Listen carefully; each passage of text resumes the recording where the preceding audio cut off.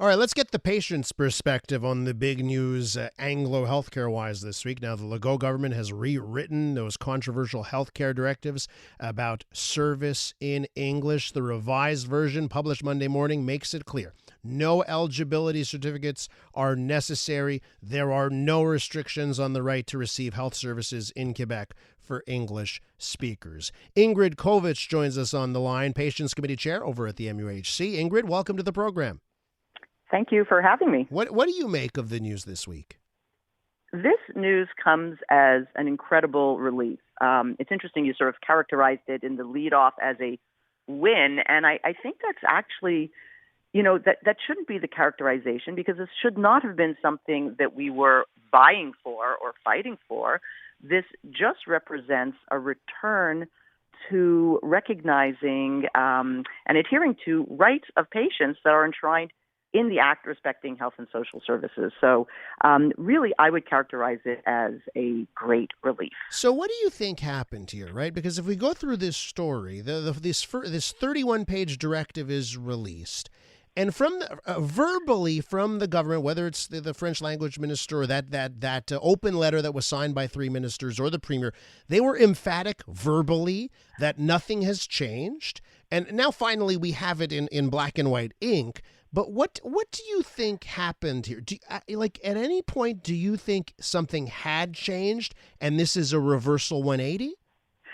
I think it's really hard to deny that something had changed. I mean, first of all, you would not put out a document that cost money, that used up public funds, 31 pages that, involved many people to put together in order to say, oh, we're just confirming that nothing changes. It's just completely illogical. And if you read through the document, it's very, very clear that much has changed. So it was very hard to reconcile, on one hand, what the government was saying, which was them sort of, I think, panicking that, this represents no change, and reading the document, the title of which, says this is a directive specifying, these exceptional circumstances in which healthcare can be provided in English. But the default is that it must be provided in French. So I don't think they fooled anybody with saying one thing and writing another. And, this is why they've had to, quote, clarify. If nothing had changed, if they just, provided a large document to say, hey, we're just confirming you have, the same rights enshrined in the, Canada Health Act and in our Act, they wouldn't have had to do what they subsequently did. We're with Ingrid Kovitch from the MUHC Patients Committee. She's chair of that committee. So, Ingrid, we had Aaron Durfel from the Montreal Gazette on the program yesterday. One of the things he pointed out, and he says there actually may be even something even more beneficial out of this latest news, and that it appears that it's sort of enshrined that Anglos have a right now to complain, file a written grievance if they don't get care in English. Do you see that as well? What Aaron reported this week? I'm not sure that is something new. Patients have the right to make complaints about care and services that they receive in the healthcare sector. That's always been the case, and there have never really been any restrictions on it, and nor have there been restrictions on what language you can submit the complaint in. So I don't know that it represents any change, but it's always great to have really explicit confirmation of something that, preserves rights when these rights have been threatened. Ingrid, I want to talk to you about maybe stories that you've heard, maybe complaints that you've seen about the language of care. Sometimes I get text messages from listeners and they'll say, oh, I went to an English institution, right? One of our Anglo hospitals. And they say, and I couldn't get care in English. Sometimes I try and follow up and I don't get an answer back. And so I can never verify these stories if someone doesn't want to go on the record. But what do you think happens if, I don't know if you've heard about someone going to an quote, bilingual institution, MUHC, Jewish General, you name it, and they say, I couldn't get care in English. What do you think's happening in those situations? I've heard of those situations. We haven't had patients come to us specifically for that. We only see a tip of the iceberg. The ombudsman, the complaints commissioner sees the tip of the iceberg. They may have received more specific complaints from specific patients.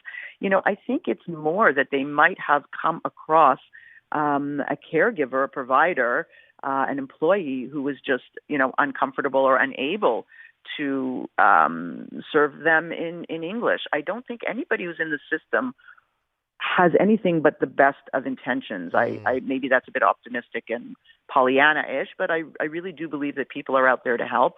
And if people are struggling to receive the care in the language that they choose, this includes being able to receive care in French in our institutions, even those that are bilingual, they absolutely should come forth with complaints. What I have heard actually are sort of the opposite. Patients who have, had to go to French hospitals, to CHUM, for instance, who are unilingual Anglophones. This happened to a family member of mine, an American who does not speak French, who was admitted under an emergency circumstance and was accommodated absolutely brilliantly. So there are a lot of good news stories that we do hear. And I want to just reiterate what you said, because I've heard those stories time and time again, and I think there's way more of those stories, in fact, from the healthcare system.